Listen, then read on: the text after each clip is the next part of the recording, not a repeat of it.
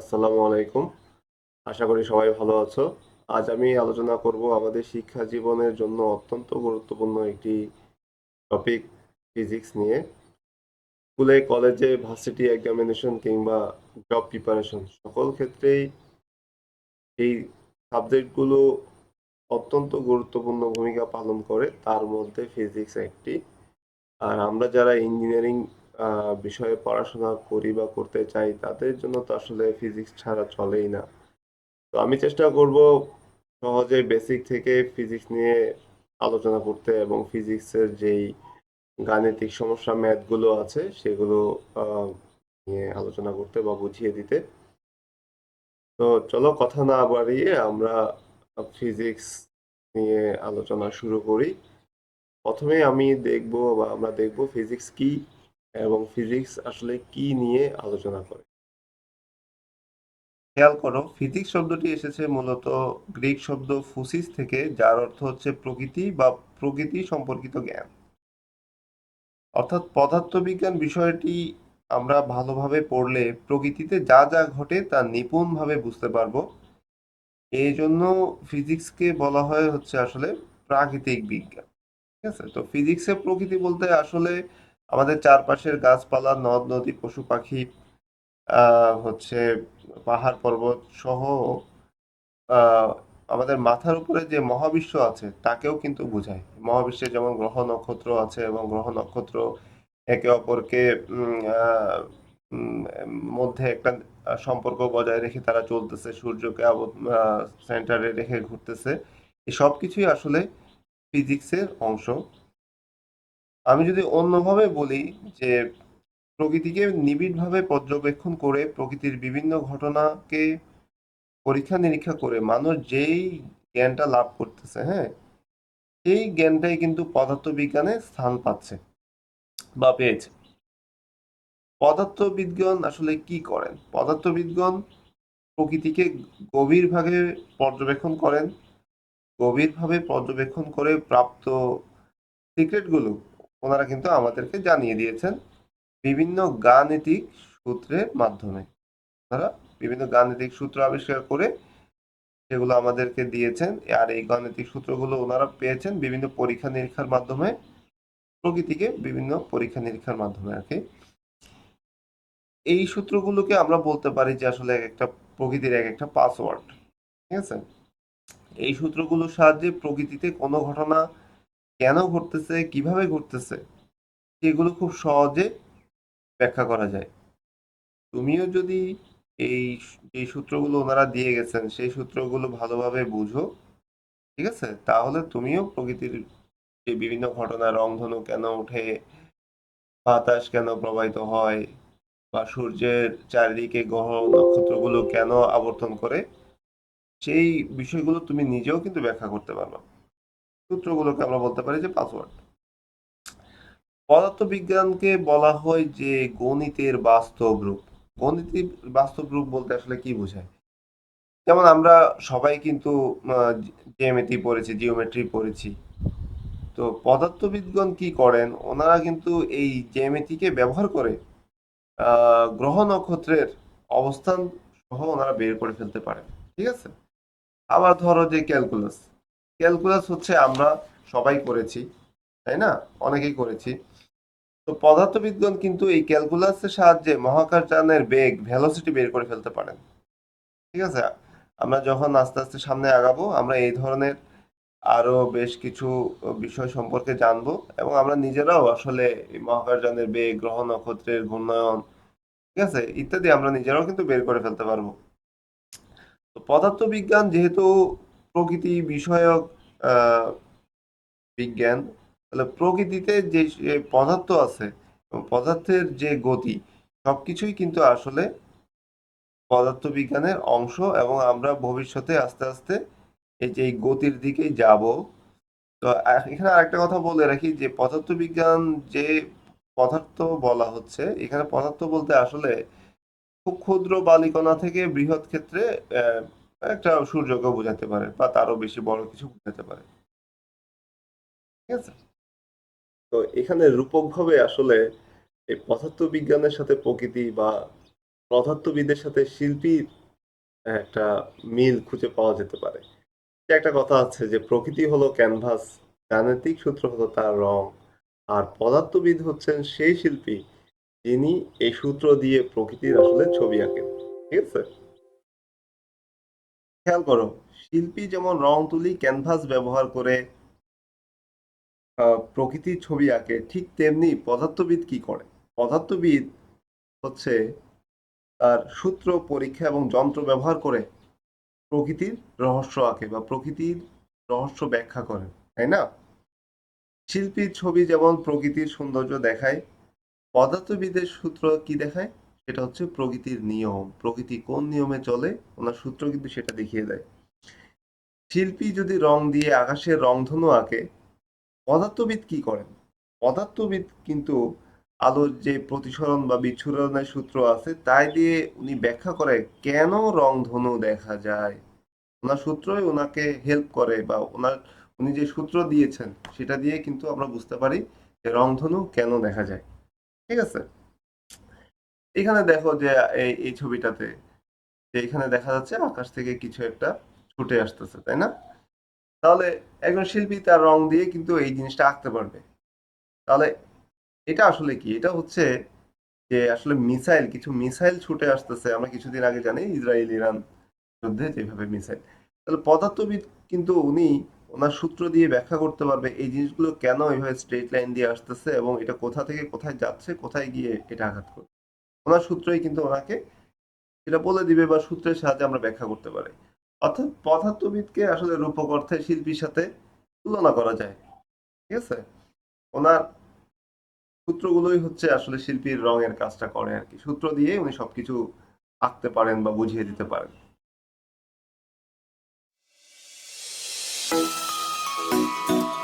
আসসালামু আলাইকুম। আশা করি সবাই ভালো আছো। আজ আমি আলোচনা করব আমাদের শিক্ষা জীবনের জন্য অত্যন্ত গুরুত্বপূর্ণ একটি টপিক, ফিজিক্স নিয়ে। স্কুলে, কলেজে, ভার্সিটি এক্সামিনেশন কিংবা জব প্রিপারেশন সকল ক্ষেত্রেই এই সাবজেক্টগুলো অত্যন্ত গুরুত্বপূর্ণ ভূমিকা পালন করে, তার মধ্যে ফিজিক্স একটি। আর আমরা যারা ইঞ্জিনিয়ারিং বিষয়ে পড়াশোনা করি বা করতে চাই তাদের জন্য তো আসলে ফিজিক্স ছাড়া চলেই না। তো আমি চেষ্টা করব সহজে বেসিক থেকে ফিজিক্স নিয়ে আলোচনা করতে এবং ফিজিক্সের যেই গাণিতিক সমস্যা ম্যাথগুলো আছে সেগুলো আহ, নিয়ে আলোচনা করতে বা বুঝিয়ে দিতে। তো চলো কথা না বাড়িয়ে আমরা ফিজিক্স নিয়ে আলোচনা শুরু করি। প্রথমে আমরা দেখব ফিজিক্স কি এবং ফিজিক্স আসলে কি নিয়ে আলোচনা করে। খেয়াল করো, ফিজিক্স শব্দটি এসেছে মূলত গ্রিক শব্দ ফুসিস থেকে, যার অর্থ হচ্ছে প্রকৃতি বা প্রকৃতি সম্পর্কিত জ্ঞান। অর্থাৎ পদার্থবিজ্ঞান বিষয়টি আমরা ভালোভাবে পড়লে প্রকৃতিতে যা যা ঘটে তা নিপুণভাবে বুঝতে পারবো।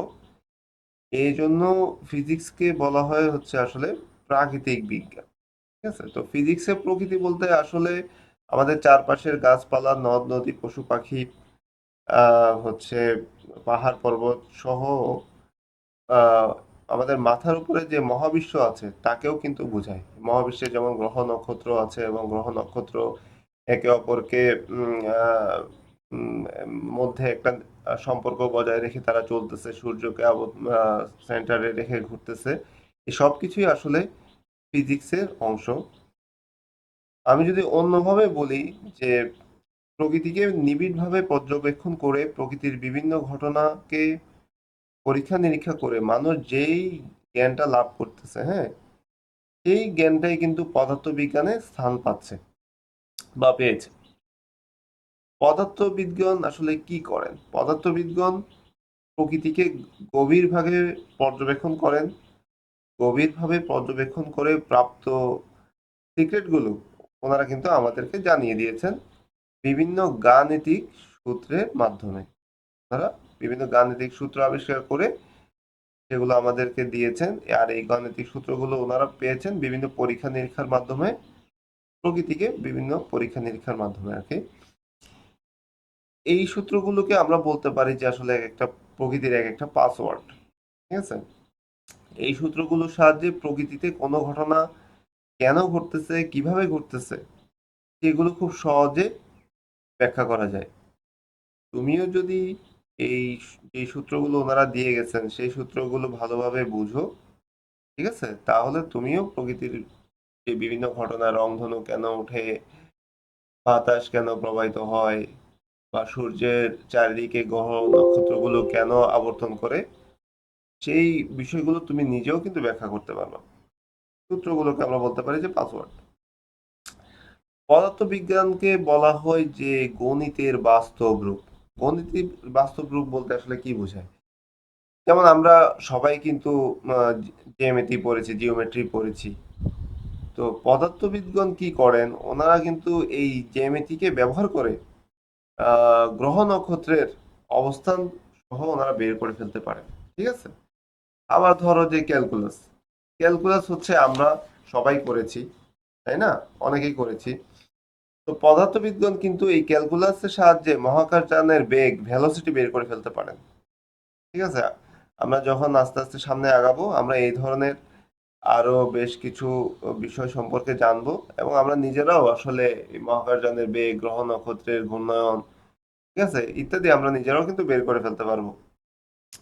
তো পদার্থবিজ্ঞান যেহেতু প্রকৃতি বিষয়ক আহ বিজ্ঞান, তাহলে প্রকৃতিতে যে যে পদার্থ আছে এবং পদার্থের যে গতি, সবকিছুই কিন্তু আসলে পদার্থবিজ্ঞানের অংশ, এবং আমরা ভবিষ্যতে আস্তে আস্তে এই যে এই গতির দিকেই যাব। তো এখানে আরেকটা কথা বলে রাখি যে পদার্থবিজ্ঞান যে পদার্থ বলা হচ্ছে, এখানে পদার্থ বলতে আসলে খুব ক্ষুদ্র বালিকণা থেকে বৃহৎ ক্ষেত্রে আহ, একটা সূর্যকে বোঝাতে পারে, বা তারও বেশি বড় কিছু বোঝাতে পারে। ঠিক আছে? তো এখানে রূপকভাবে আসলে এই পদার্থবিজ্ঞানের সাথে প্রকৃতি, বা পদার্থবিদের সাথে শিল্পীর একটা মিল খুঁজে পাওয়া যেতে পারে। যে একটা কথা আছে যে প্রকৃতি হলো ক্যানভাস, গাণিতিক সূত্র হলো তার রং, আর পদার্থবিদ হচ্ছেন সেই শিল্পী যিনি এই সূত্র দিয়ে প্রকৃতির আসলে ছবি আঁকেন। ঠিক আছে? খেয়াল করো, শিল্পী যেমন রং তুলি, ক্যানভাস ব্যবহার করে প্রকৃতির ছবি আঁকে, ঠিক তেমনি পদার্থবিদ কি করে? পদার্থবিদ হচ্ছে তার সূত্র, পরীক্ষা এবং যন্ত্র ব্যবহার করে প্রকৃতির রহস্য আঁকে, বা প্রকৃতির রহস্য ব্যাখ্যা করে, তাই না? শিল্পীর ছবি যেমন প্রকৃতির সৌন্দর্য দেখায়, পদার্থবিদের সূত্র কি দেখায়? সেটা হচ্ছে প্রকৃতির নিয়ম, প্রকৃতি কোন নিয়মে চলে, ওনার সূত্র কিন্তু সেটা দেখিয়ে দেয়। শিল্পী যদি রং দিয়ে আকাশের রংধনু আঁকে, পদার্থবিদ কি করেন? পদার্থবিদ কিন্তু আলোর যে প্রতিসরণ বা বিচ্ছুরণের সূত্র আছে তাই দিয়ে উনি ব্যাখ্যা করে কেন রংধনু দেখা যায়। ওনার সূত্রই ওনাকে হেল্প করে, বা উনি যে সূত্র দিয়েছেন সেটা দিয়ে কিন্তু আমরা বুঝতে পারি যে রংধনু কেন দেখা যায়। ঠিক আছে? এখানে দেখো যে এই ছবিটাতে, যে এখানে দেখা যাচ্ছে আকাশ থেকে কিছু একটা ছুটে আসতেছে, তাই না? তাহলে একজন শিল্পী তার রং দিয়ে কিন্তু এই জিনিসটা আঁকতে পারবে। তাহলে এটা আসলে কি? এটা হচ্ছে যে আসলে মিসাইল, কিছু মিসাইল ছুটে আসতেছে। আমরা কিছুদিন আগে জানি ইসরায়েল ইরান যুদ্ধে যেভাবে মিসাইল, তাহলে পদার্থবিদ কিন্তু উনি ওনার সূত্র দিয়ে ব্যাখ্যা করতে পারবে এই জিনিসগুলো কেন এইভাবে স্ট্রেট লাইন দিয়ে আসতেছে, এবং এটা কোথা থেকে কোথায় যাচ্ছে, কোথায় গিয়ে এটা আঘাত করবে। ওনার সূত্রই কিন্তু ওনাকে এটা বলে দিবে, বা সূত্রের সাহায্যে আমরা ব্যাখ্যা করতে পারি। অর্থাৎ পদার্থবিদকে আসলে রূপক অর্থে শিল্পীর সাথে তুলনা করা যায়। ঠিক আছে? ওনার সূত্রগুলোই হচ্ছে আসলে শিল্পীর রঙের কাজটা করে আর কি। সূত্র দিয়ে উনি সবকিছু আঁকতে পারেন বা বুঝিয়ে দিতে পারেন। তো ফিজিক্স পড়তে গেলে আমাদেরকে শুরুতেই যেটা নিয়ে আলোচনা করতেই হয় সেটা হচ্ছে গতি। ফিজিক্স যেহেতু প্রকৃতি বিষয়ক বিজ্ঞান, প্রকৃতিতে যে পদার্থ আছে এবং পদার্থের সাথে যে গতির সম্পর্ক, এটা কিন্তু ফিজিক্সের একটা অত্যন্ত আলোচ্য বিষয়। বলা যেতে পারে যে পদার্থবিজ্ঞানের মূল ভিত্তি হচ্ছে এই গতি এবং গতির নিয়মগুলো কি বোঝা, এবং প্রকৃতিতে যা যা আছে তা আসলে কোনো না কোনো গতির সাথে সম্পৃক্ত। ঠিক আছে? তো আমরা এখন গতি নিয়ে কিছুটা আলোচনা করব। সহজভাবে বলতে গেলে আসলে গতি হচ্ছে, কোন একটা বস্তুর গতি হচ্ছে আসলে কি? একটা বস্তু যখন এক স্থান থেকে সে অন্য স্থানে যায়, তখন আমরা বলি যে বস্তুটা গতিশীল। হ্যাঁ, অর্থাৎ তার অবস্থান এক জায়গা থেকে আরেক জায়গায় পরিবর্তিত হলো। এখানে ডানে দেখো বেশ কিছু গতি দেখানো হয়েছে। যেমন এইখানে একটা উম, সূর্য, সূর্যের চারিদিকে যে বিভিন্ন গ্রহ নক্ষত্র একটা নির্দিষ্ট কক্ষপথে ঘুরতেছে, এটা কিন্তু একটা মহাকাশে গতির উদাহরণ। অথবা এই যে এখানে আমরা একটা ছবি দেখতেছি, এখানে এক একজন ব্যক্তি সে ঠেলা গাড়ি নিয়ে যাচ্ছে বা তীরন্দাজ তীর মারতেছে। অথবা এইখানে দেখো যে ম্যাগনেটিক ফোর্স, ঠিক আছে, কাজ করতেছে। গ্র্যাভিটি, এই যে নিউটনের যেটা বিখ্যাত সূত্র, যে আম আহ, কি আপেল নিচে পড়ে গাছের, কিংবা এইভাবে হেলানো তল দিয়ে যাচ্ছে। অথবা এই যে এখানেও ব্যক্তির যে এক্সিলারেশন, ছুটে চলে যাচ্ছে স্কেটিং ইয়া দিয়ে, সবই কিন্তু গতির উদাহরণ। অথবা একটা পানির ফোঁটা পড়লো, আহ উম, পানিতে একটা ফোঁটা পানিতে পড়লো, এখানে দেখো যে একটা ওয়েভ তৈরি হলো, তাই না? অথবা ইলেকট্রনের ভিতরে যে অণুপরমাণুর ভিতরে যে ইলেকট্রনের গতি, সবই কিন্তু আসলে গতির উদাহরণ। এই ধরনের আরো অসংখ্য উদাহরণ আমরা প্রকৃতিতে পাবো। যেমন নদীর স্রোত, বাতাসের প্রবাহ, পাখির উড্ডয়ন, অথবা আধুনিক প্রযুক্তিতে যে গাড়ি ঘোড়া চলতেছে বা রকেট চলতেছে, ড্রোন হামলা হচ্ছে, হ্যাঁ, জাহাজ চলতেছে নদীতে, মিসাইল ছোড়া হচ্ছে এক দেশ থেকে আরেক দেশে, বুলেট ছোড়া হচ্ছে, ট্রেনের যে গতি, নৌকার যে গতি, সবই কিন্তু আসলে গতির উদাহরণ।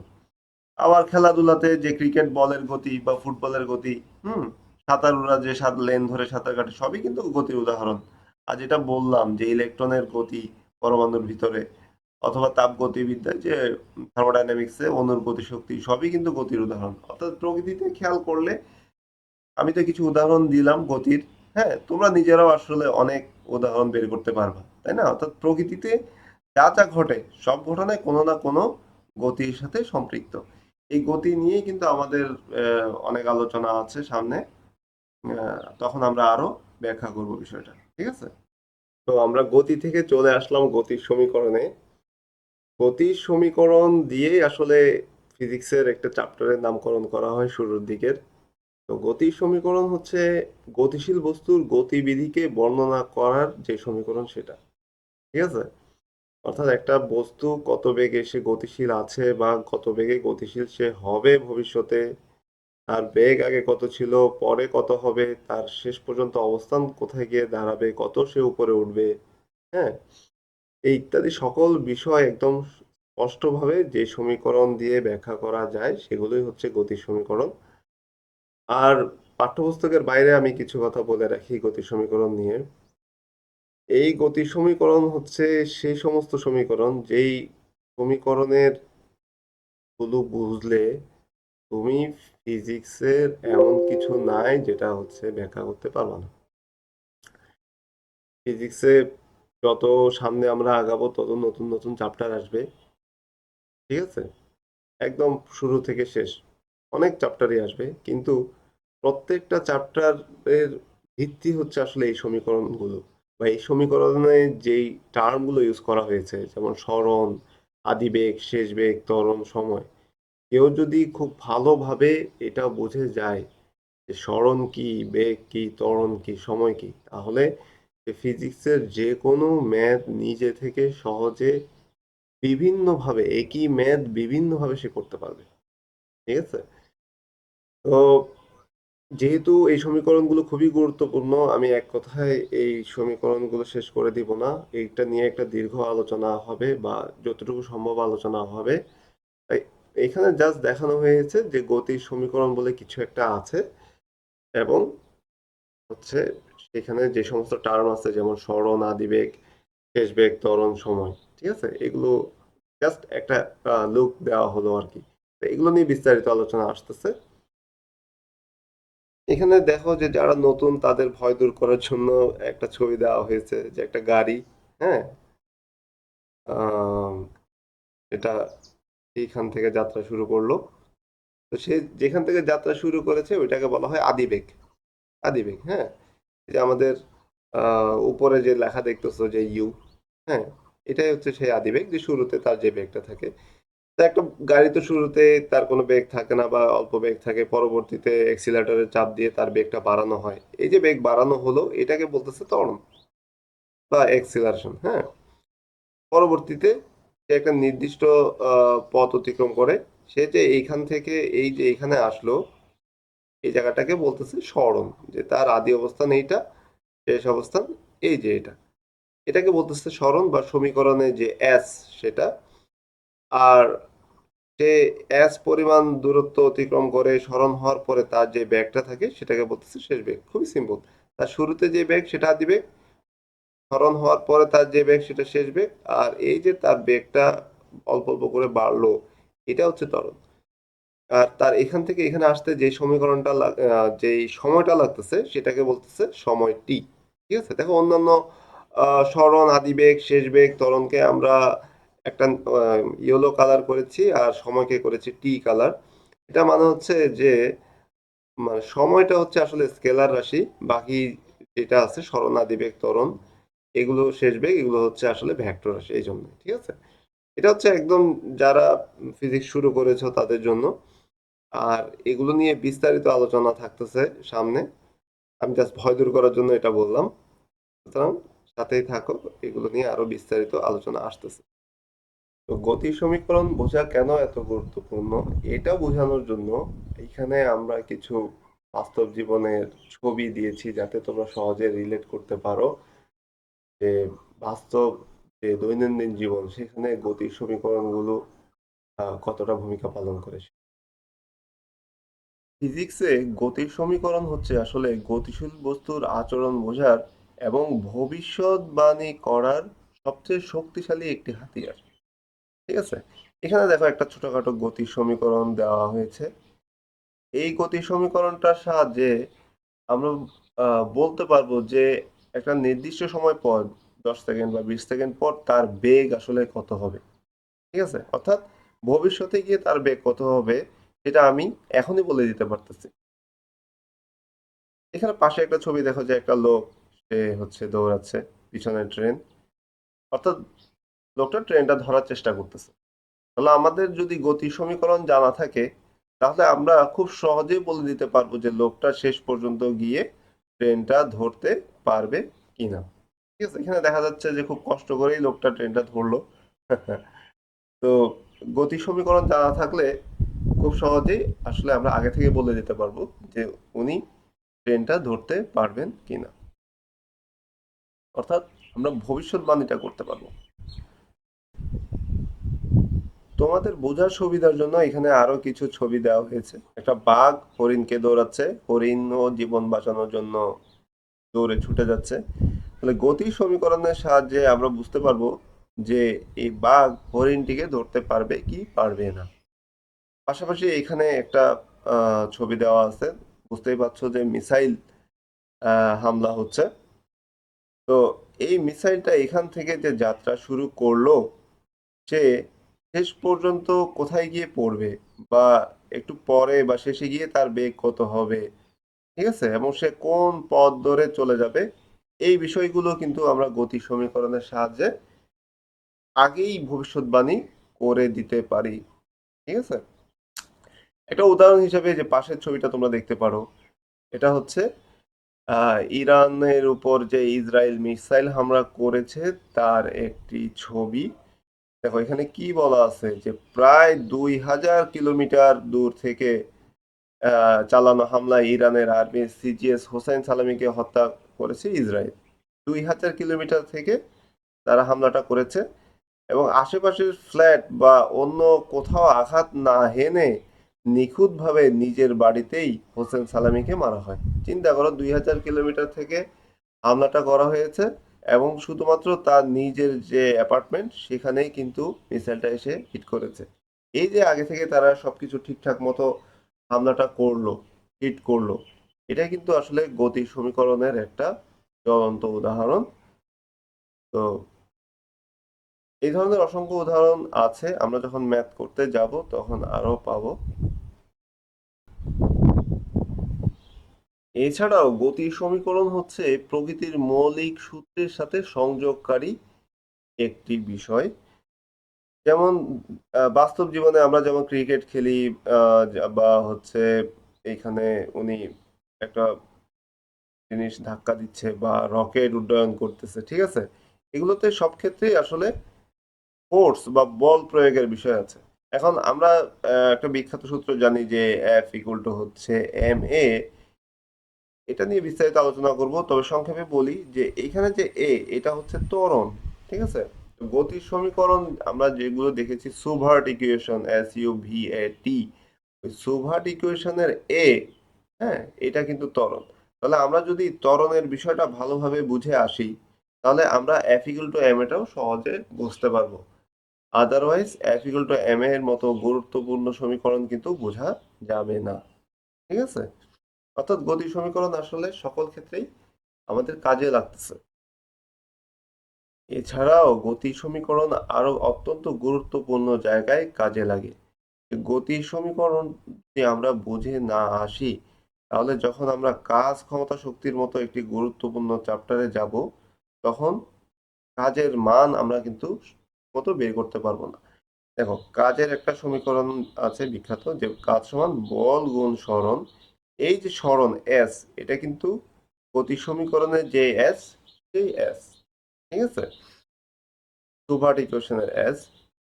তো ফিজিক্সে আসলে কাজ বলতে যেটা আমরা বুঝি, সেটা দৈনন্দিন যে আমরা কাজ করি তার সাথে অনেক সময় মিলে না। যেমন কোনো ব্যক্তি তার মাথায় একটা বোঝা বহন করে সে যদি সারাদিন হাঁটতে থাকে, বা হাতে বোঝা বহন করে সে যদি সারাদিন হাঁটতে থাকে, আমরা অনেকে বলবো যে সে অনেক কাজ করেছে। কিন্তু এরকম হতে পারে যে ফিজিক্স বলবে যে সে আসলে কোনো কাজই করেনি। তাহলে এখানে বলের সাথে সরণের যে অ্যাঙ্গেলের একটা বিষয় থাকে, সরণটা যদি আমরা ঠিক মতো না বুঝে যাই, তাহলে পরবর্তীতে যে কাজ ক্ষমতা শক্তি বা আহ, কাজ বের করা, ক্ষমতা বের করা, শক্তি বের করা আমরা ঠিক মতো বের করতে পারবো না। এই জন্য গতির সমীকরণের প্রত্যেকটা টার্ম আসলে বুঝে যাওয়া অত্যন্ত গুরুত্বপূর্ণ। তাহলে এভাবেই আসলে বাস্তব জীবনের অসংখ্য সমস্যার সমাধানে গতির সমীকরণ ছাড়া আমাদের আর কোনো উপায় নাই। ঠিক আছে? যেমন মহাকাশযানের ট্রাজেক্টরি, যে চাঁদে রকেট পাঠানো, গাড়ির সেফটি টেস্ট, ক্রিকেট বলের গতি, হ্যাঁ, কিভাবে তুমি ফ্রি কিকটা করলে বলটা গোলে গোল বারে গিয়ে ঢুকবে, গোল হবে, সেসবও কিন্তু আসলে গতির সমীকরণের সাহায্যে আগে থেকেই ব্যাখ্যা করা যায় বা বলা যায়। পাশে একটা ছবি দেখানো হয়েছে যে এটা হচ্ছে পৃথিবী। ঠিক আছে? তো পৃথিবী থেকে একটা বস্তু বা একটা রকেট সে চাঁদে গিয়ে অবতরণ করবে। এই যে বিভিন্ন কক্ষপথগুলো এখানে দেখানো হলো, ঠিক আছে, এই পথ দিয়েই কিন্তু হচ্ছে মানে রকেটটা মুভ করবে। তাহলে এখানে যে গতি বা এই যে কক্ষপথগুলো, এগুলো কিন্তু আসলে গতি সমীকরণ ছাড়া এটা নির্ধারণ করা সম্ভব না। ঠিক আছে? বা এই যে এখানে একজন ফুটবলার কি করলো, এটা সম্ভবত ব্রাজিলের রবার্তো কার্লোস। উনি হচ্ছে এই যে বলটা যে গোলে যাবে, গোল হবে কি হবে না, সেটাও কিন্তু আমরা আগে থেকে বলে দিতে পারবো যে উনি কত অ্যাঙ্গেলে কিকটা করেছেন বা কত বেগে কিকটা করেছেন, তার উপর ভিত্তি করে। তাহলে এই ধরনের বাস্তব জীবনে অসংখ্য সমস্যা সমাধানে আসলে গতি সমীকরণ আমাদের লাগবেই। তো আমরা এতক্ষণ গতি সমীকরণের প্রয়োজনীয়তা সম্পর্কে জানলাম। এখন জানবো যে গতি সমীকরণের ইতিহাস এবং এর কারা প্রণয়ন করেছেন সে ব্যাপারে। তো গতি সমীকরণ এখন আমরা যতটা সহজেই পাঠ্যপুস্তকে পাচ্ছি বা নিজেরা পড়াশোনা করছি, আলোচনা করছি, কোনো এক সময় বা যখন এগুলো প্রণয়ন করা হয়, তখন কিন্তু প্রণেতারা এত সহজে এটাকে নিয়ে আলোচনা করতে পারেননি। যেমন গতি সমীকরণের প্রণেতাদের মধ্যে একজন তোমরা দেখতেই পাচ্ছ, ইতালি জ্যোতির্বিদ, পদার্থবিদ আহ গ্যালিলিও। ঠিক আছে? ওনাকে কিন্তু এই গতি সমীকরণগুলো নিয়ে আলোচনা করার জন্য বা গতি সমীকরণ দেওয়ার জন্য দেওয়ার কারণে ওনাকে জেলেও যেতে হয়েছে। অনেক বিচারের সম্মুখীন হতে হয়েছে। কারণ তৎকালীন চার্চ এবং প্রশাসন গতির সমীকরণগুলোকে মেনে নিতে পারেননি। এটা তাদের ধর্ম এবং হচ্ছে তাদের শাসন ব্যবস্থার বিরুদ্ধে যায়। ঠিক আছে? আহ, এছাড়াও হচ্ছে পরবর্তীতে নিউটন আসেন। দেখতেই পাচ্ছ যে গ্যালিলিও যে বছর মারা যান, মোটামুটি সেই বছর বা তার পরের বছরই হচ্ছে নিউটনের জন্ম। তো উনি গ্যালিলিও দ্বারা অনেকটা প্রভাবিত ছিলেন। তো পরবর্তীতে উনি বেশ কিছু অবদান রেখেছেন। নিউটন সম্পর্কে আসলে বলার কিছু নাই। ওনাকে বলা হয় স্যার, স্যার আইজ্যাক নিউটন। আর এছাড়াও আহ, কেপলারের নামটা বিশেষভাবে বলা যেতে পারে। গ্রহের ঘূর্ণায়ন সম্পর্কিত কেপলারের সূত্র তোমরা পড়বে সামনে। তো উনি ছিলেন জার্মান জ্যোতির্বিদ। আর ওনাদেরকে একসাথে আসলে পলিম্যাথ বলা হয়। পলিম্যাথ, পলিম্যাথ মানে হচ্ছে ওনারা জ্যোতির্বিদ, দার্শনিক, আম, পদার্থবিদ, গণিতবিদ সব একসাথে। ওই জন্য ওনাদেরকে আসলে এক কথায় পলিম্যাথ বলে বলা যেতে পারে। ঠিক আছে। তো গ্যালিলিও যখন হচ্ছে তার গতির সমীকরণগুলো দিচ্ছিলেন, তখন তাকে চার্চের বা প্রশাসনের বিরুদ্ধে তো বলতে হয়েছেই। এমনকি তৎকালীন সময়ের সবচেয়ে যে বিখ্যাত বিজ্ঞানী বা পলিম্যাথ এরিস্টটলেরও কিছু ভুল ওনাকে কিন্তু সংশোধন করতে হয়েছে। যেমন এরিস্টটল উনি বলতেন যে আহ, কোনো বস্তুকে আনুভূমিকভাবে গতিশীল রাখতে বল প্রয়োগ করতে হয়। আমরা যদি একটা বস্তুকে ভূমি দিয়ে গতিশীল করতে চাই, বল প্রয়োগ করতে হয়। আসলে কিন্তু বাস্তব জীবনে যখন চোখের দিকে আমরা যখন দেখি, তখন দেখি আসলে একটা ফুটবলকে যদি আমি ভূমি দিয়ে গতিশীল করতে চাই, তাকে কিন্তু ঠিক করে যেতেই হয়, নয়তো একটু পর থেমে যায়। যে যদি মানে কোনো বস্তুকে আমি আসলে ধাক্কা দেওয়া বন্ধও করে দিই, ঠিক আছে, তাহলেও কিন্তু সেটা একই গতিতে চলতে থাকবে। কিন্তু শর্ত হচ্ছে ওই বলটাকে কোনো বাধা দেওয়া যাবে না, ওই বস্তুটাকে কোনো রকম বাধা দেওয়া যাবে না। কিন্তু বাস্তব জীবনে আমরা দেখি যে বলকে যখন কিক করি, ওই ঘাসের কারণে, ফ্রিকশনের কারণে একসময় বলটা থেমে যায়। তো গ্যালিলিওর কথা হচ্ছে যদি এই বাধাটা না থাকতো, তাহলে কিন্তু সে চলতেই থাকতো। তো তোমরা জানো যে পরবর্তীতে নিউটন এসে ওই জিনিসটাই বলেন যে একটা বস্তুকে যদি বাহ্যিক বল কোনো প্রয়োগ করা না হয়, তাহলে গতিশীল বস্তু কিন্তু সমবেগে সরল রেখায় চলতেই থাকবে। ঠিক আছে, যেটা আমরা আহ, গতির যে নিউটনের ফার্স্ট ল, সেটা কিন্তু এই গ্যালিলিও থেকেই আসলে মূলত এসেছে। এটা ছিল হরাইজন্টাল, আনুভূমিক কোনো বস্তুর গতির ক্ষেত্রে। যদি আমরা ভার্টিক্যাল বা উলম্ব বরাবর গতিশীল চিন্তা করি কোনো বস্তুকে, সেক্ষেত্রেও এরিস্টটলের একটা ভুল ধারণা ছিল। ওনার ধারণা ছিল যে আমি যদি ভারী বস্তু আর হালকা বস্তু উপর থেকে একই উচ্চতা থেকে ফেলি, তাহলে ভারী বস্তুটা আগে পড়বে, হালকা বস্তুটা পরে পড়বে। ঠিক আছে। তো আসলে বিষয়টা খালি চোখে তাই মনে হয় যে হ্যাঁ, একটা বল আর একটা পাখির পালককে যদি আমি একটা বিল্ডিং এর উপর থেকে ফেলে দিই, তাহলে বলটাই আগে পড়বে, পাখির পালকটা দেখা যাবে দুলতেই থাকবে। কিন্তু গ্যালিলিও বলেছেন যে না, আসলে সমস্যাটা হচ্ছে ওই যে বাধাটা, বাহ্যিক যে বাধাটা, সেটা যদি বাহ্যিক বাধাটা যদি না থাকে, ঠিক আছে, তাহলে এটা কোনো বিষয় না। হালকা বস্তু ভারী বস্তু দুইটা কিন্তু একই সময়ে আহ একই দূরত্ব অতিক্রম করবে বা মাটিতে এসে পড়বে। এই জন্য উনি হচ্ছে একটা পরীক্ষা করেছেন। সেটা হচ্ছে যে উনি ওনার যে ভার্সিটি পিসা, ওই পিসার একটা হেলানো টাওয়ার থেকে আহ, দুইটা ভিন্ন ভরের বস্তু উনি ফেলে দেন। তো হতে পারে যে একটা 5 কেজি, একটা 10 কেজি। তাহলে যেহেতু বল দুইটার ভর অনেক বেশি ছিল, কিন্তু দুইটার ভরের অবশ্যই একটা পার্থক্য উনি রেখেছিলেন। ভর বেশি হওয়ার কারণে যেটা হলো যে বাতাসের যে বাধাটা পাখির পালক বা কাগজের উপর পড়ে, ওই বাধাটা আসলে ওই বস্তুগুলোর উপর কোনো কাজ করেনি। ঠিক আছে, বাতাসের বাধাটাকে দুইজনই আসলে ভ্যানিশ করে দিয়েছিল। যার ফলে ওই দুইটা ভিন্ন ভরের বস্তু কিন্তু একই সময়ে মাটিতে এসে পড়েছিল। অর্থাৎ উনি এক্সপেরিমেন্টটা করেছিলেন একটু ভারী বস্তু নিয়ে, যাতে বাতাসের বাধাটা কোনো সমস্যা হয়ে না দাঁড়ায়। তখন উনি দেখান যে আসলে ভারী বস্তু আর হালকা বস্তু দুইটাই একই সময়ে মাটিতে পড়ে। ঠিক আছে, অর্থাৎ বাতাসের বাধাটা বা যে কোনো বাধাটা আসলে বড় একটা ফ্যাক্টর। এছাড়াও গ্যালিলিও আরো বেশ কিছু বিখ্যাত পরীক্ষা করেন। তার অনেকগুলো বিখ্যাত পরীক্ষার মধ্যে কয়েকটা আমি এখানে রেখেছি। তার মধ্যে এই যে বামে দেখো যে আনত তল পরীক্ষা। ঠিক আছে, এখানে উনি কি করেন যে একটা আহ, কাঠের তক্তারকে একটু অ্যাঙ্গেলে রেখে, ছবির মতো করে রেখে, ওই তক্তার উপর থেকে কিছু বল, একটা বল ছেড়ে দেন। তো বলটা গড়িয়ে গড়িয়ে স্বাভাবিকভাবে নিচে পড়ে গেল। হ্যাঁ। তো এর থেকে উনি একটা জিনিস খেয়াল করেন, এই যে বলটা যে দূরত্বটা অতিক্রম করতেছে, ঠিক আছে, এই দূরত্বটা হচ্ছে সময়ের বর্গের সমানুপাতিক। অর্থাৎ 2 সেকেন্ডে বস্তুটা দেখা গেছে মোটামুটি 4 মিটার দূরত্ব অতিক্রম করতেছে। সময়কে বর্গ করলে ওই দূরত্বটা মোটামুটি পাওয়া যায়। তাহলে এটা ওনার একটা এক্সপেরিমেন্ট ছিল বিখ্যাত। পরবর্তীতে এই সমীকরণটা ইউজ করে গতির সমীকরণ দাঁড় করানো হয়েছিল। ঠিক আছে, এখানে আরেকটা ল্যান্টার্ন এক্সপেরিমেন্ট দেখানো হয়েছে। এটাও একটা বিখ্যাত পরীক্ষা। একসময় মানুষের ধারণা ছিল যে আহ, আলোর বেগ অসীম, আলোর বেগ পরিমাপ করা যায় না।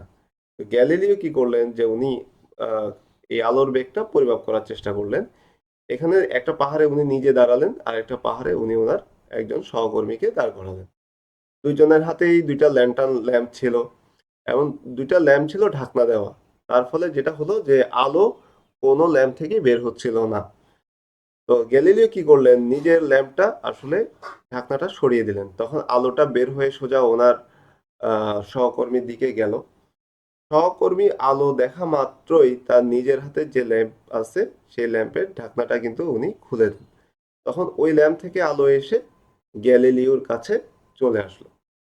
তাহলে গ্যালিলিও এভাবেই বুঝতে পারলেন, একটা ঘড়ি উনি ইউজ করেছিলেন তৎকালীন, হয়তোবা জলঘড়ি, এই যে আলো যেতে, ওনার বন্ধু পর্যন্ত যেতে এবং ওনার কাছে আবার আসতে কত সময় লাগে। তাহলে ওইখান থেকে, এবং ওনার দূরত্ব তো জানাই ছিল, ওনার বন্ধু থেকে ওনার দূরত্ব ডি। তাহলে আলোটা ডি প্লাস ডি মা 2D দূরত্ব অতিক্রম করেছে এত সময়, টি সময়।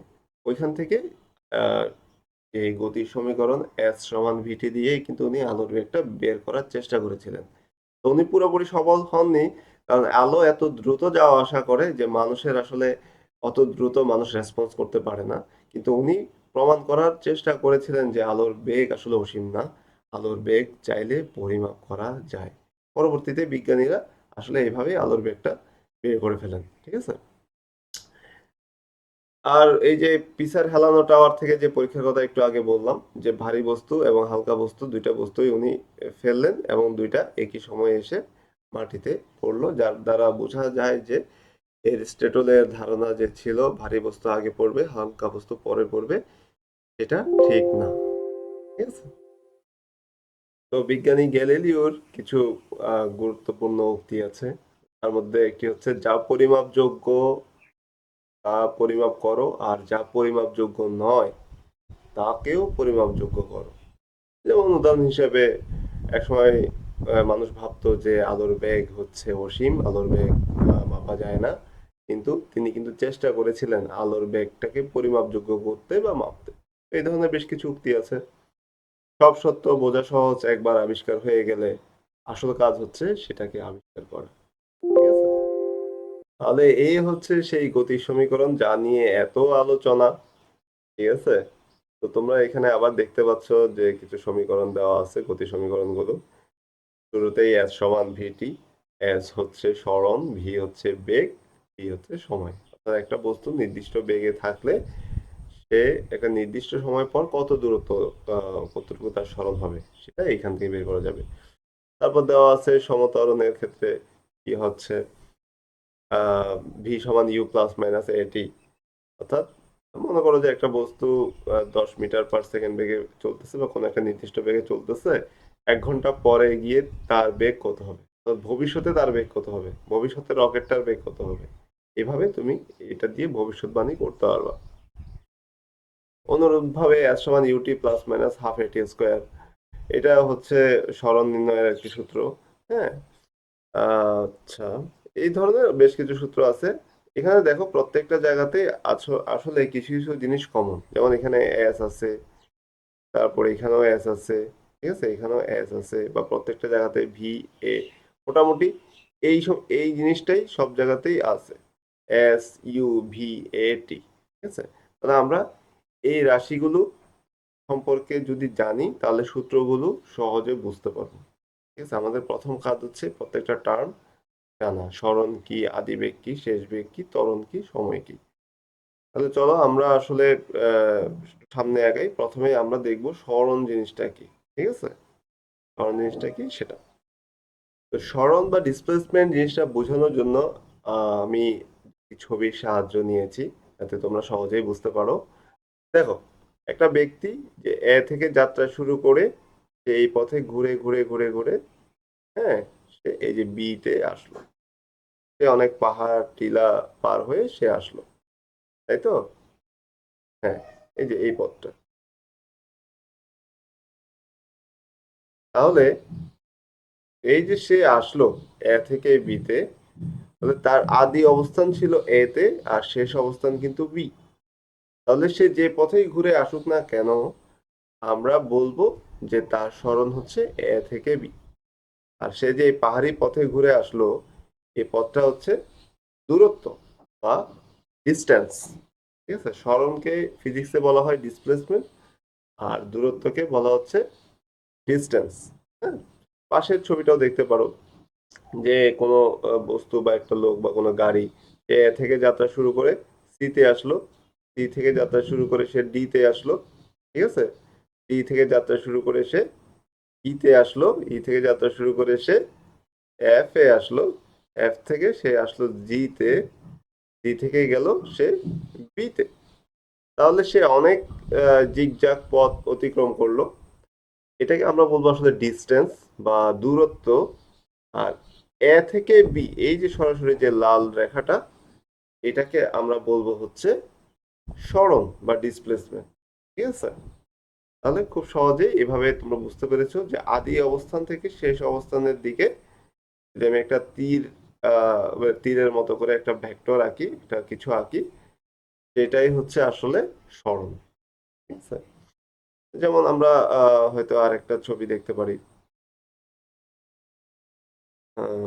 এখানে এখানে দেখো যে একটা বাচ্চা ছেলে সে সাইকেলে করে একটা গাছের নিচে এ পয়েন্টে আছে। এ থেকে তার বাড়িতে গেল, কোনো একটা জায়গায় গেল, স্কুলে গেল বা কোথাও, 4 মিটার। ঠিক আছে, এই এ থেকে বি হচ্ছে 4 মিটার গেল। তারপর সে বি থেকে 3 মিটার দূরে সি পয়েন্টে আরেকটা গাছের কাছে গেল। ঠিক আছে, তাহলে সে মূলত গেল এ থেকে বি, বি থেকে সি। এ থেকে বি এর দূরত্ব হচ্ছে 4 মিটার, আবার বি থেকে সি এর দূরত্ব হচ্ছে 3 মিটার। তাহলে সে মূলত গেল 3+4 বা 4+3 = 7 মিটার। কিন্তু এটা হচ্ছে তার দূরত্ব। ফিজিক্স বলবে সে আসলে তার আদি অবস্থান ছিল এ তে আর শেষ অবস্থান হচ্ছে সি তে। ঠিক আছে, ফিজিক্স বলবে সে আসলে গেল এ থেকে সি, বা তার সরণ হয়েছে এ থেকে সি। আর এ থেকে সি এর মধ্যবর্তী দূরত্ব হিসাব করে দেখা গেল সেটা হচ্ছে 5 মিটার। হয়তো বা পিথাগোরাসের উপপাদ্য অতিভুজ স্কোয়ার সমান ভূমি স্কোয়ার প্লাস লম্ব স্কোয়ার দিয়ে এই 5 মিটারটা বের করা হয়েছে। তাহলে এই 5 মিটারই হচ্ছে তার মূলত সরণ। ঠিক আছে, তাহলে এবার তোমরা আমাকে বলো তো, একটা বস্তু যদি ঘুরে, ঠিক আছে, এভাবে সার্কুলারলি ঘুরে আবার হচ্ছে আদি অবস্থানে আসে, হ্যাঁ, সে এ থেকে যাত্রা শুরু করে আবার যদি এতেই আসে, তাহলে তার সরণ কত? তাহলে তার আদি অবস্থান ছিল এ, শেষ অবস্থানও হচ্ছে এ। তার মানে সে যদিও অনেক পথ ঘুরে আসছে, তাহলে আমরা ফিজিক্সের ভাষায় তার রৈখিক সরণটা বা ডিসপ্লেসমেন্ট বলবো হচ্ছে 0। ঠিক আছে, সে অনেক কিছুই অনেক জায়গায় ঘুরেছে, এটা হচ্ছে সে আসলে দূরত্ব অতিক্রম করেছে। কিন্তু ফিজিক্সের ক্ষেত্রে সরণ সেটাও হবে 0। অর্থাৎ আমরা যে একটু আগে এই যে গতির সমীকরণগুলো দেখলাম, গতির সমীকরণের যে এস দেখলাম, সেটা হচ্ছে এস এর জায়গায় আমরা মান লিখবো 0। সে ঘুরে আসছে। ঠিক আছে, তার আদি অবস্থান এবং শেষ অবস্থানের মধ্যে কোনো আসলে পার্থক্য নেই। ওকে, তাহলে সরণ জিনিসটা আসলে আমরা আহ, যে আলোচনা করলাম এখান থেকে বুঝলাম যে সরণ হচ্ছে মৌলিক যে গতির সূত্রগুলো সেটা বোঝার একটা চাবিকাঠি। ঠিক আছে, যে সে আসলে কোথা থেকে কোথায় গেল, এটা হচ্ছে আমাদের জন্য ইম্পর্টেন্ট চাবিকাঠি। গতির ফলাফল কি হলো, সে যে এত ঘুরে আসলো, এর ফলাফল কি? সে এক জায়গা থেকে ঘুরে আবার সে আগের জায়গাতেই আসলো, তাহলে তার ফলাফল হচ্ছে 0। ফিজিক্সের ভাষায় ফলাফল হচ্ছে 0। তাহলে ফলাফল জিনিসটা কি, এটা হচ্ছে পদার্থবিজ্ঞানের মৌলিক প্রশ্ন, যে আমি যে এত কিছু করলাম তার রেজাল্টটা কি। যেমন সামনে কাজ ক্ষমতা শক্তি চ্যাপ্টারে গেলে তোমরা দেখবা যে অনেক কাজ একটা লোক করেছে, ঘাম ঝরিয়ে ফেলছে, ফিজিক্স বলবে তার কাজ হচ্ছে জিরো, কারণ কাজ সমান বল গুণ সরণ। যদি কোনো ক্ষেত্রে সরণ জিরো হয়ে যায়, তার কাজও কিন্তু জিরো হয়ে যাবে। আরেকভাবে কাজ জিরো হতে পারে, সেটা হচ্ছে যদি বল আর সরণ এর মধ্যবর্তী একটা কোণ আছে, এটা আমি ওখানে গিয়ে আলোচনা করবো, 90 ডিগ্রি। তো এরকম যদি হয়, সেক্ষেত্রেও কিন্তু কাজ জিরো হবে। অর্থাৎ ফলাফলটা বাস্তব চোখে আমরা যেরকম দেখি, ফিজিক্সের ভাষায় ফলাফলটা সেরকম নাও হতে পারে। ঠিক আছে। বেগের ভিত্তি, বেগ এবং ত্বরণের ভিত্তি একটু পরে আমরা দেখব। বেগ মানে হচ্ছে সরণ বাই সময়, সরণ ডিভাইডেড বাই সময়, সরণকে সময় দিয়ে ভাগ করলে বেগ পাওয়া যায়। তাহলে আমার বেগ বের করতে গেলেও সরণ লাগতেছে, তার মানে হচ্ছে বেগের ভিত্তি হচ্ছে সরণ। ঠিক আছে। অনুরূপভাবে ত্বরণ সমান হচ্ছে বেগ ডিভাইডেড বাই সময়, অর্থাৎ বেগকে সময় দিয়ে ভাগ করলে ত্বরণ পাওয়া যায়। যেহেতু বেগকে বের করতে সরণ লাগতেছে, তার মানে বেগের ভিত্তি যেমন সরণ, অনুরূপভাবে ত্বরণের ভিত্তিও কিন্তু সরণ। ঠিক আছে, প্রত্যেকটা জায়গাতেই সরণ লাগতেছে। তাহলে আমরা যে ইকুয়েশন গুলো দেখেছিলাম, সোবার্ট ইকুয়েশন, এখানে দেখো কি কি ছিল, সরণ, বেগ, ত্বরণ। তার মানে সরণ বের, সরণ বুঝলে আমরা বেগও বুঝে ফেলবো, ত্বরণও বুঝে ফেলবো। ঠিক আছে। সরণ না বুঝে গেলে বেগও বোঝা যাবে না, ত্বরণও বোঝা যাবে না, কারণ বেগ এবং ত্বরণের ভিত্তি হচ্ছে সরণ। অনুরূপভাবে শক্তি, কাজ, এগুলো হিসাব করতে গেলেও সরণ লাগে। এই যে কাজ সমান একটু আগে যেটা বললাম, বল গুণ সরণ। তাহলে আমার হচ্ছে, যেহেতু আমি সরণ জিনিসটা বুঝি, সুতরাং কাজের ইকুয়েশনটা আমরা সহজে বুঝবো। যদি সরণ না বুঝি, তাহলে কাজ বুঝবো না। অনুরূপভাবে শক্তির একটা ইকুয়েশন হচ্ছে mgh। হ্যাঁ, অর্থাৎ এইখানে যে এইচটাও কিন্তু আসলে সরণ। তাহলে আমি যদি এইচটা না বুঝি, তাহলে কিন্তু শক্তির মানটা আমি বুঝবো না বা ঠিক মতো বের করতে পারবো না। ঠিক আছে। আবার একটা টার্ম আছে ক্ষমতা। ঠিক আছে। কাজ করার হারকে ক্ষমতা বলে। কাজকে যদি আমি সময় দিয়ে ভাগ করি, তাহলে ক্ষমতা পাওয়া যায়। এবং কাজ বের করতে যেহেতু সরণ লাগে, তার মানে হচ্ছে ক্ষমতা যদি আমি ঠিক মতো বের করতে চাই, তখনও আমার সরণ লাগছে। কারণ প্রত্যেকটা জায়গাতেই আসলে সরণ জিনিসটা গুরুত্বপূর্ণ। এছাড়াও প্রকৃত জীবনের বিভিন্ন অ্যাপ্লিকেশনে সরণটা কাজে লাগে, অনেক ক্ষেত্রেই লাগে। আমি জাস্ট দুইটা উদাহরণ দিয়েছি। জিপিএস নেভিগেশন, যে আমি গাড়ির স্থান পরিবর্তন, যে আমি আমার বাসা থেকে হচ্ছে আমার মামার বাড়ি যাব, ঠিক আছে, কোন পথে গেলে আমি মানে সংক্ষেপে যেতে পারবো, এগুলো কিন্তু ওই সরণ থেকেই বোঝা যায়। ঠিক আছে। রকেটের ট্রাজেক্টরি, মহাকাশের গতিপথ হিসাব নিকাশ করার জন্য, ঠিক আছে, মানে সরণের ভেক্টর ছাড়া এটা করা যাবে না। অর্থাৎ অনেক ছোট থেকে বৃহৎ সকল ক্ষেত্রেই আসলে সরণটা লাগতেছে। ঠিক আছে। তাহলে সরণ নিয়ে তো কিছুটা আলোচনা হলো, এখন আমরা বেগ নিয়ে আলোচনা করব। তো বেগ তেমন কিছুই না, আমরা যদি সরণকে হচ্ছে সময় দিয়ে ভাগ করি, তাহলে আসলে বেগ পাওয়া যায়। যেমন ধরো যে তুমি আহ 10 সেকেন্ডে হচ্ছে 30 মিটার গেল, তোমার বাসা থেকে তোমার মামার বাসা হচ্ছে 30 মিটার দূরে। তুমি দৌড়িয়ে 10 সেকেন্ডে 30 মিটার চলে গেল। তাহলে 10 সেকেন্ডে তুমি গেলা হচ্ছে 30 মিটার, 1 সেকেন্ডে কতটুকু গেলা? তাহলে 10 সেকেন্ডে যেহেতু 30 মিটার, 1 সেকেন্ডে হচ্ছে 3 মিটার করে। এই মানটা আমরা কিভাবে পেলাম? তুমি গেলা হচ্ছে 30 মিটার, তোমার সময় লাগলো হচ্ছে 10 সেকেন্ড। ওই 30কে 10 দিয়ে ভাগ করলেই কিন্তু প্রতি একক সময়ে কত দূর গেলা সেটা বের হয়ে যায়। অর্থাৎ সরণকে, সেই সরণ 30 মিটারকে সময় 10 সেকেন্ড দিয়ে ভাগ করলেই হচ্ছে বেগ পাওয়া যায়। বেগ হচ্ছে সরণ বাই সময়। ঠিক আছে। এটার সাথে একটা বলে রাখি যে বেগের সাথে একটা কনফিউজিং টার্ম চলে আসে, সেটা হচ্ছে দ্রুতি। ঠিক আছে। তাহলে দ্রুতি জিনিসটা বোঝানোর জন্য বা বেগের সাথে দ্রুতির পার্থক্যটা বোঝার জন্য আমরা কিছু ছবির সাহায্য নিয়েছি। এইখানে খেয়াল করো যে আহ, এখানে খেয়াল করো যে এই যে এ পয়েন্টে হচ্ছে একটা বাড়ি আছে, আবার এই যে বি পয়েন্টে আরেকটা বাড়ি আছে। তাহলে একটা গাড়ি নিয়ে আমরা যদি এই এ পয়েন্ট থেকে এইভাবে আঁকা বাঁকা পথে হচ্ছে যেতে থাকি, তাহলে বি তে পৌঁছানো যাবে, সমস্যা নেই। তাহলে এই এ থেকে বি তে এই আঁকা বাঁকা পথটার মান হচ্ছে এই 8 কিলোমিটার। ঠিক আছে, কিন্তু আমরা যদি একটা সরাসরি রেখা চিন্তা করি, যে এ থেকে বি এর মধ্যে এ আদি অবস্থান হিসেবে এ কে নিলাম, আর শেষ অবস্থান হিসেবে সোজা একটা পথ নিলাম, এটা হচ্ছে বি। ঠিক আছে, এই সোজা পথটার হচ্ছে 6 কিলোমিটার।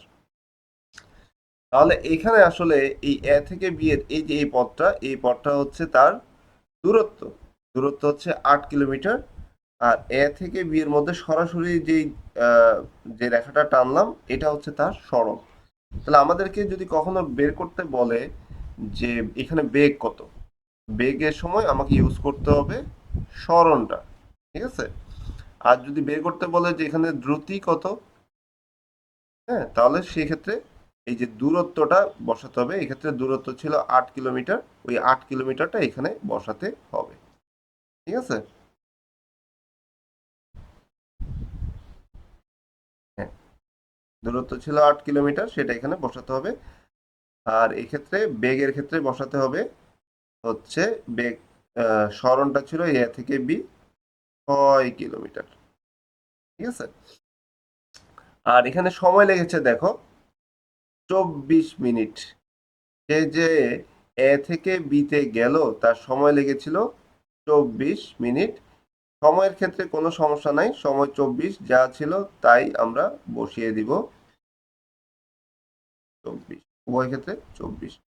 আর এই ক্ষেত্রে সরণের একক ছিল হচ্ছে 6 কিলোমিটার, আর এখানে একক হচ্ছে 24 মিনিট।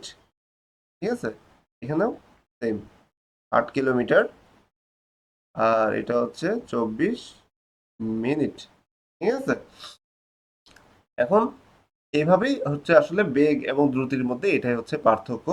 তো এখানে যদি আমরা আরেকটা পার্থক্য হিসাব করি, সেটা হচ্ছে যদি এ থেকে বি, এইটা যদি আসলে উত্তর দিক বা দক্ষিণ দিক হয়, দিকটা যদি বলে দেয় যে এ থেকে বি, এই বি বাড়িটা এ থেকে দক্ষিণ দিকে, ঠিক আছে, সাউথ, দক্ষিণ দিকে সাউথ, তখন কিন্তু আমাকে বেগের সময় বলে দিতে হবে যে তার বেগটা ছিল সাউথ, অর্থাৎ দক্ষিণ দিকে। যদি বলে দিত উত্তর, তাহলে বলতে হইতো নর্থ, বলে দিতে হইতো। কিন্তু দ্রুতির ক্ষেত্রে আসলে ওই দিকের দরকার নেই। দ্রুতির ক্ষেত্রে দিকের দরকার নেই, কারণ দ্রুতি যখন আমরা পরিমাপ করতেছিলাম, এই যে দূরত্ব, ঠিক আছে, দূরত্বটা হচ্ছে আসলে একটা স্কেলার রাশি, এটার সাথে দূরত্বের মানে দিকের কোনো সম্পর্ক নাই। বেগ হচ্ছে একটা ভেক্টর রাশি, এই কারণে বেগের সাথে হচ্ছে দিকের দরকার আছে।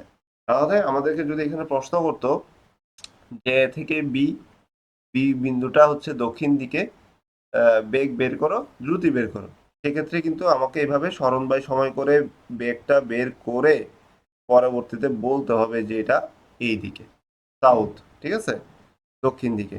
আর দ্রুতি বের করতে বললে জাস্ট আমরা দূরত্ব ডিভাইড বাই হচ্ছে সময় করে এখানে আনসার লিখে দিতে পারবো, কোনো সমস্যা নাই। ঠিক আছে, আশা করি বুঝতে পেরেছো যে বেগ এবং দ্রুতির মধ্যে পার্থক্যটা কি। আর এক্ষেত্রে একটা হচ্ছে বেগ হচ্ছে ভেক্টর রাশি, এটার জন্য দিকেরও দরকার হয়। আর দ্রুতি হচ্ছে একটা স্কেলার রাশি, এক্ষেত্রে দিক উল্লেখ করার প্রয়োজন নেই। তো অনুরূপভাবে পাশের চিত্রটি তোমরা দেখো, এখানেও একই অবস্থায় আসলে কোনো ব্যক্তি যদি এই যে এ প্রান্ত থেকে সে বি প্রান্ত গিয়ে শেষে সি প্রান্তে আসে, ঠিক আছে, তাহলে আমরা বলবো যে সে আসলে এ বি সি দূরত্ব অতিক্রম করেছে। আর ফিজিক্সের ভাষায় বলবো যে সে আসলে এ থেকে সি তে গিয়েছে। তাহলে এ থেকে বি তে গিয়ে সি তে আসতে দূরত্বটা হচ্ছে এই যে 8 কিলোমিটার।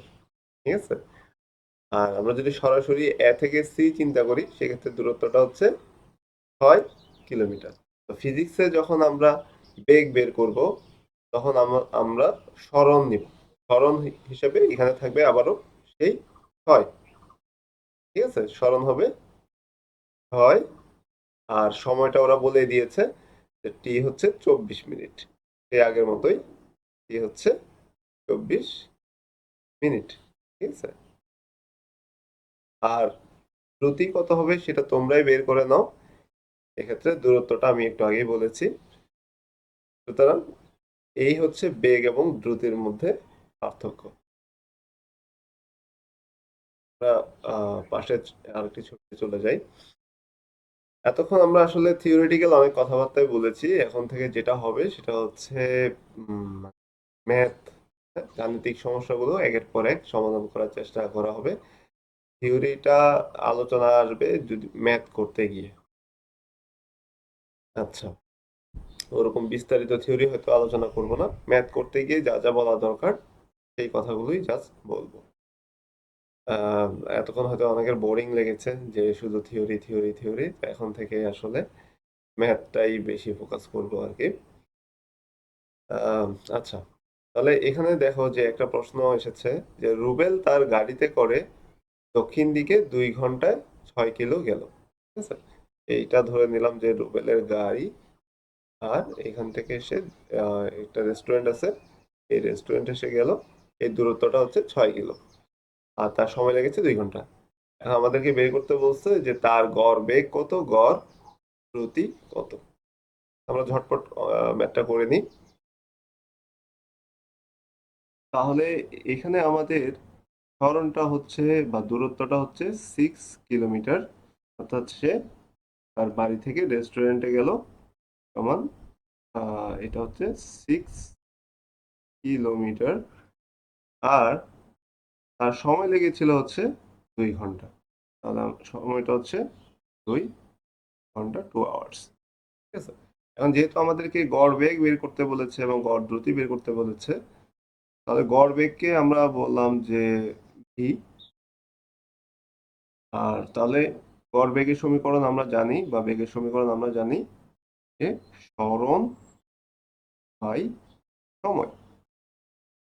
ঠিক আছে, তাহলে এক্ষেত্রে সরণ কত হলো, এটা হচ্ছে তার আদি অবস্থান আর এটা হচ্ছে শেষ অবস্থান। আদি অবস্থান থেকে শেষ অবস্থানের সরাসরি দূরত্ব হচ্ছে 6, তাহলে সরণটা হচ্ছে 6 কিলোমিটার।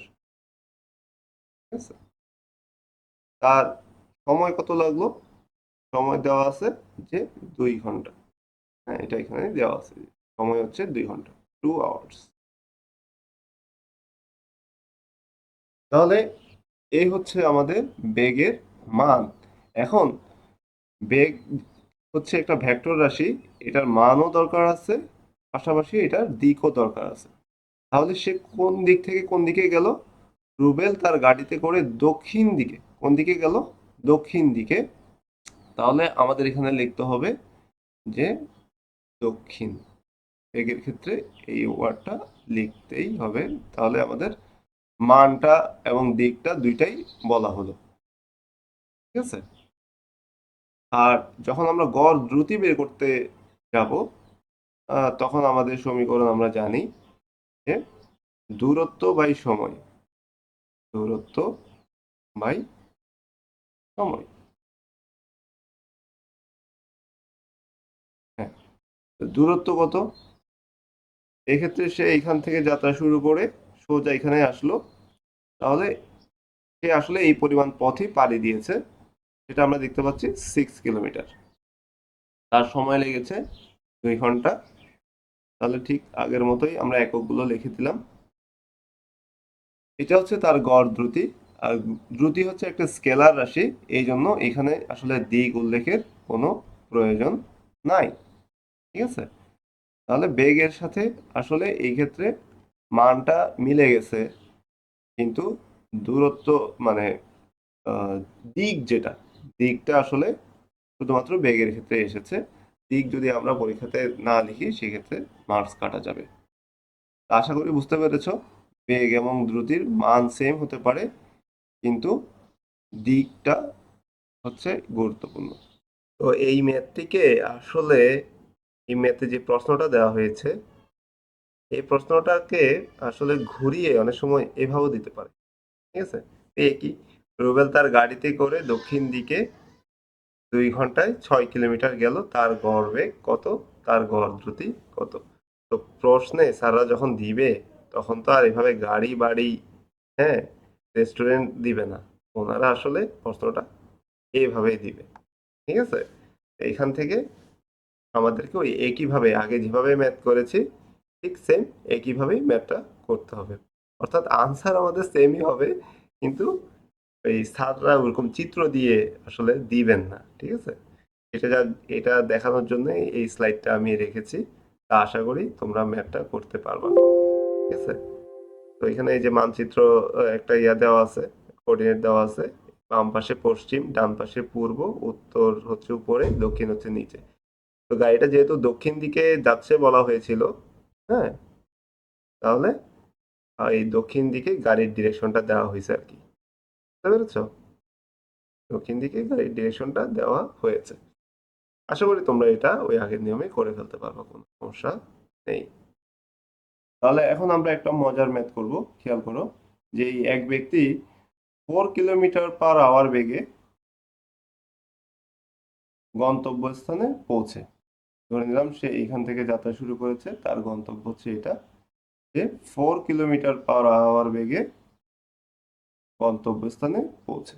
অর্থাৎ সে 4 কিলোমিটার পার আওয়ার বেগেই চলছিল, ঠিক আছে? 5 কিলোমিটার পার আওয়ার বেগে পূর্বের অবস্থানে ফিরে আসে। অর্থাৎ সে আবার এখান থেকে যাত্রা শুরু করে এইখানে চলে আসলো। যখন সে ব্যাক করতেছিল তখন তার ব্যাক হচ্ছে 5 কিলোমিটার পার আওয়ার। অর্থাৎ সমস্ত পথ এইখান থেকে এই পর্যন্ত সমস্ত পথ সে 5 কিলোমিটার পার আওয়ার বেগে ব্যাক করেছে, ফিরে এসেছিল। আর সে যখন গিয়েছিল, এখান থেকে যখন এখানে গিয়েছিল, সমস্ত পথই সে আসলে 4 কিলোমিটার পার আওয়ার বেগে গিয়েছিল। হ্যাঁ, অর্থাৎ সমবেগ। আচ্ছা, গেল 4 কিলোমিটার আওয়ার বেগে, আসলো 5 কিলোমিটার পার আওয়ার বেগে। তাহলে তার গড় বেগ কত সেটা আমাদেরকে বের করতে বলেছে, এবং বের করতে বলেছে গড় দ্রুতি। তাহলে আমরা জানি যে বেগ আর দ্রুতির মধ্যে কিন্তু কিছুটা পার্থক্য থাকেই, তাই না? এখন অনেকের মনে হতে পারে যে সে যেহেতু 4 কিলোমিটার পার আওয়ার বেগে গিয়েছে এবং সে 5 কিলোমিটার পার আওয়ার বেগে ফিরে এসেছে, ঠিক আছে, গেল 4 কিলোমিটার পার আওয়ার বেগে, আসলো 5 কিলোমিটার পার আওয়ার বেগে, তাহলে গড় বেগ বা গড় দ্রুতি আমরা কিভাবে বের করবো? কোনো কিছুর গড় আমরা কি করি? যোগ করে 2 দিয়ে ভাগ করে দিই, তাই তো? তাহলে এটা হচ্ছে 4+5 = 9 /2।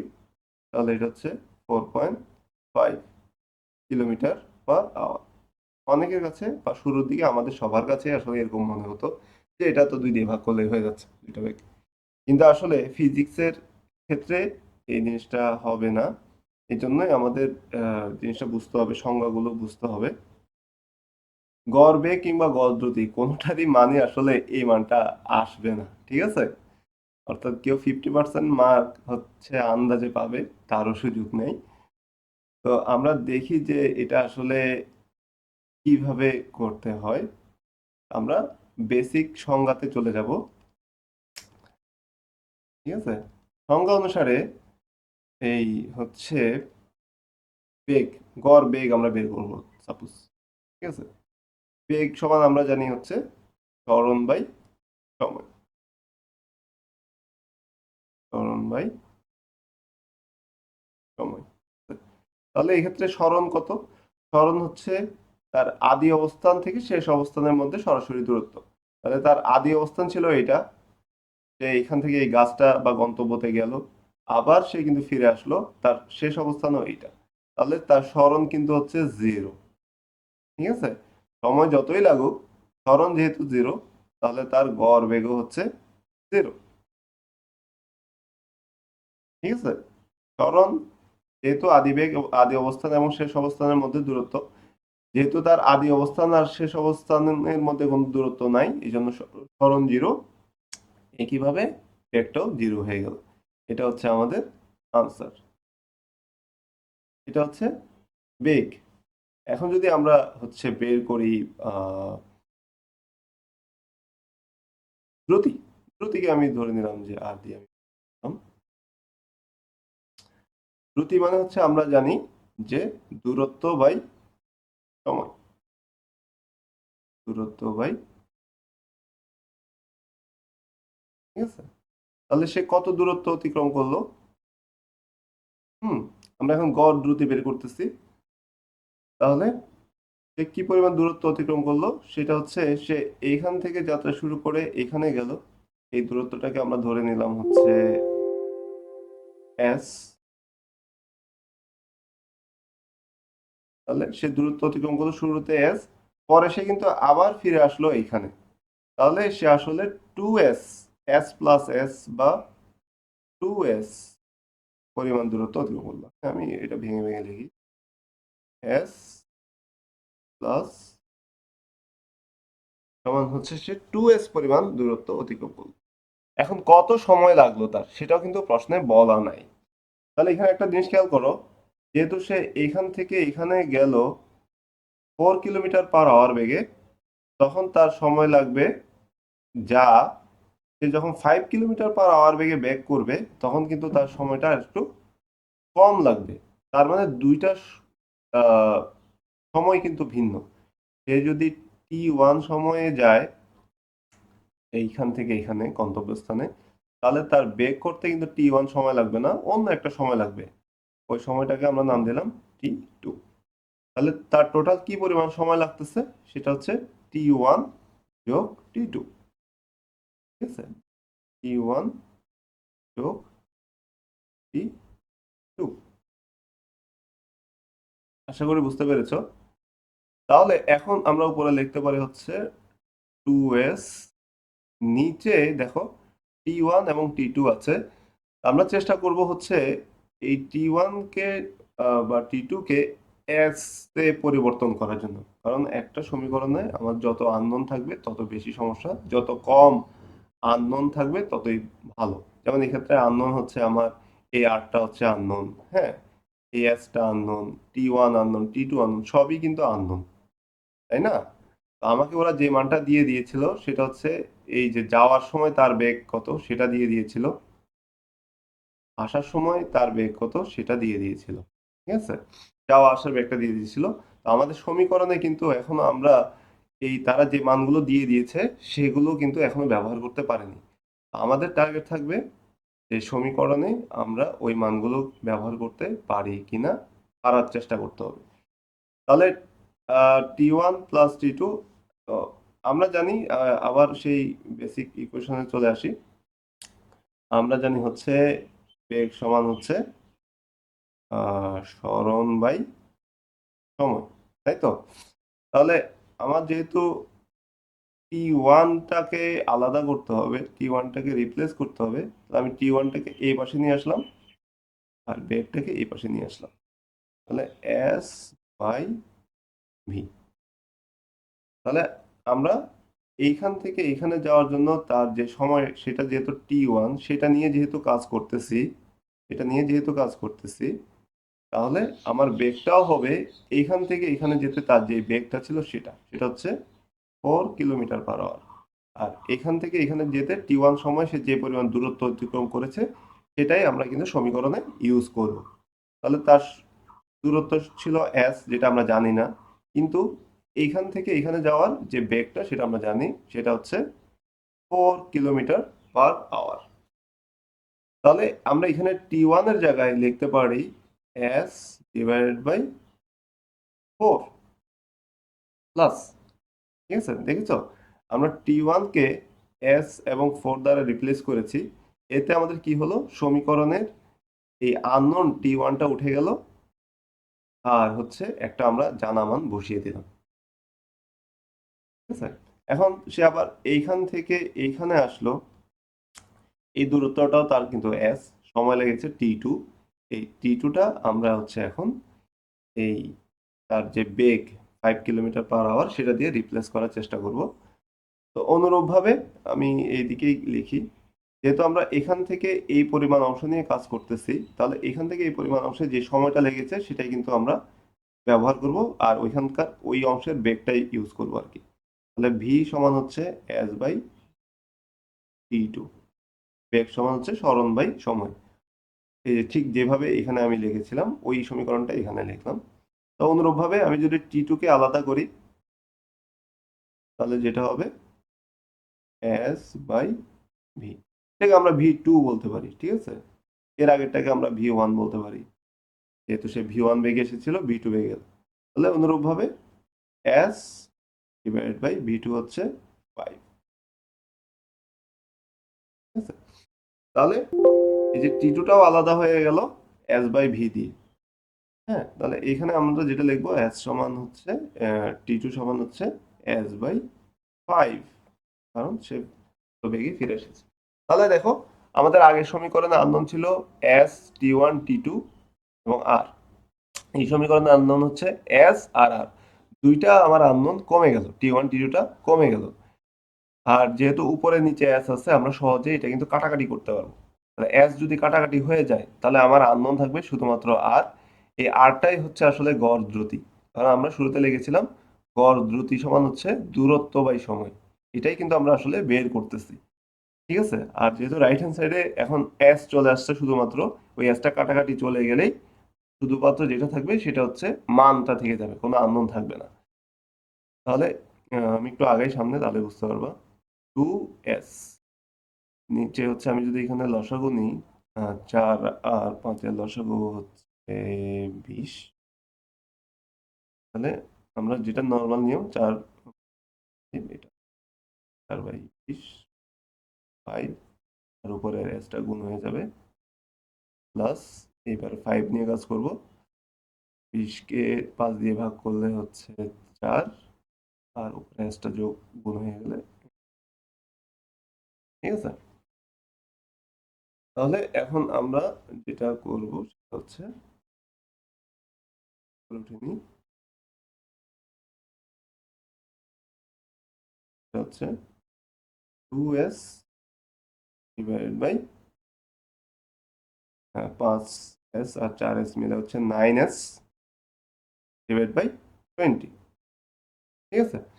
তাহলে এখন আমাদের যেটা হবে যে s এবং s কাটা যাবে, তাই তো? এই s আর এই s কাটা যাবে। তোমরা ক্যালকুলেটর নিয়ে যদি হিসাব করো তাহলে দেখবা এটা হচ্ছে, এই 20টা উপরে চলে যাবে, 2 ইন্টু 20 মানে হচ্ছে 40 ডিভাইড বাই নিচে হচ্ছে 9। এখন যদি তোমরা ক্যালকুলেটর নাও, হুম 40 ডিভাইড বাই কেমন হচ্ছে 40 ডিভাইড বাই 9 কেমন হচ্ছে 4.44।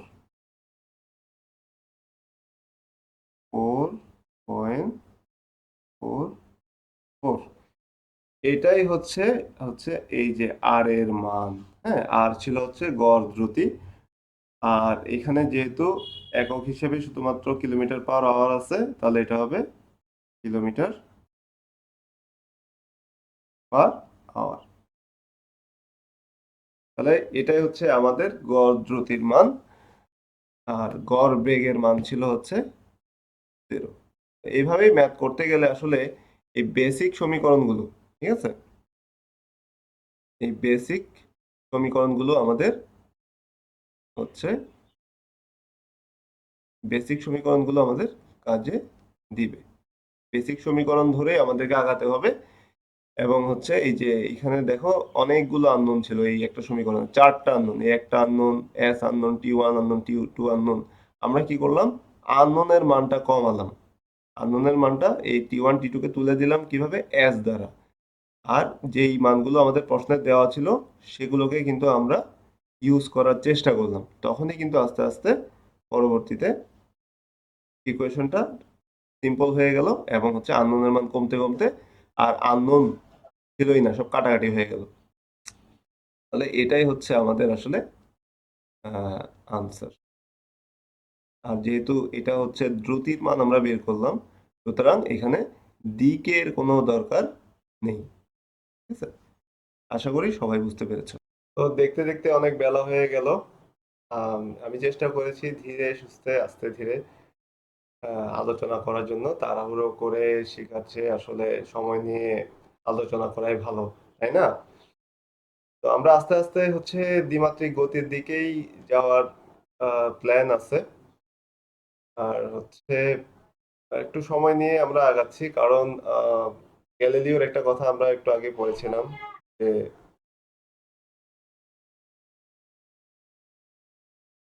সব সত্য বোঝা সহজ, একবার আবিষ্কার হয়ে গেলে আসল কাজ হচ্ছে সেটা আবিষ্কার করা। আমরা আবিষ্কার করে করে আস্তে ধীরে আগাবো। তাহলে একবার বুঝে গেলে আসলে আর কোনো সমস্যা থাকবে না। সবাইকে ধন্যবাদ।